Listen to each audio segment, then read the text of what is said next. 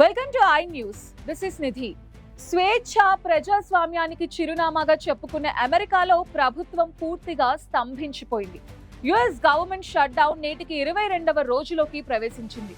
ఇది అమెరికా చరిత్రలోనే రెండవ అతిపెద్ద ఫండింగ్ ల్యాబ్స్ గా రికార్డ్ సృష్టించింది.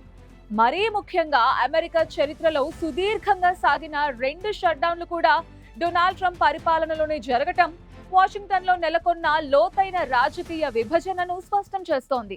హెల్త్ కేర్ సబ్సిడీస్, ప్రభుత్వ వ్యయంలో వృధా అనే రెండు కీలక అంశాలపై డెమోక్రాట్స్ అండ్ రిపబ్లికన్స్ రాజీ లేకుండా పట్టుబడుతున్నారు.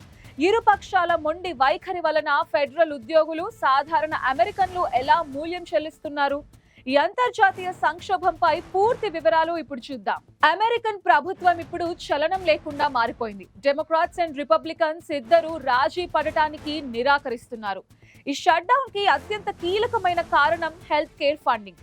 డెమోక్రాట్స్ డిమాండ్ ని చూస్తే యుఎస్ ప్రభుత్వం ప్రజలకు వైద్య బీమా కోసం ఇచ్చే అదనపు సబ్సిడీల గడువు 2025 చివరితో ముగుస్తుంది. ఈ సబ్సిడీలను కొత్త బడ్జెట్ లో పొడిగించాలని డెమోక్రాట్లు పట్టుబడుతున్నారు. లేకపోతే మిలియన్ల మంది అమెరికన్లు తమ ఆరోగ్య సంరక్షణ ఖర్చుల్లో తీవ్రమైన పెరుగుదలను చూడాల్సి వస్తుందని వారు హెచ్చరిస్తున్నారు. కానీ అధ్యక్షుడు ట్రంప్, రిపబ్లికన్లు మాత్రం వెనక్కి తగ్గడం లేదు. వారి వైఖరి చాలా స్పష్టం. మొదట షట్ డౌన్ ని ముగించి ప్రభుత్వం వెంటనే తెరుచుకోవాలి. ఆ తర్వాతే ఈ సబ్సిడీల గురించి లేదా ప్రభుత్వ వ్యయం గురించి ఏదైనా చర్చ జరుగుతుందని వారు పట్టుబడుతున్నారు. రిపబ్లికన్లు మాత్రం ట్రంప్ తన ఎన్నికల వాగ్దానాన్ని అమలు చేస్తున్నారు. మెడికేర్ వంటి కార్యక్రమాలలో జరుగుతున్న మోసం, వృధాని అరికట్టాలనేదే ఆయన లక్ష్యం. రాజకీయ ఘర్షణ వలన ప్రస్తుతం సాధారణ అమెరికన్లే మూల్యం చెల్లిస్తున్నారు. ఫెడరల్ ఉద్యోగులు, వారి కుటుంబాలు నేరుగా దెబ్బతింటున్నారు. అంతేకాదు, ఈ షట్ డౌన్ వలన ప్రభుత్వానికి ప్రతి వారం బిలియన్ల డాలర్ల నష్టం వస్తోంది.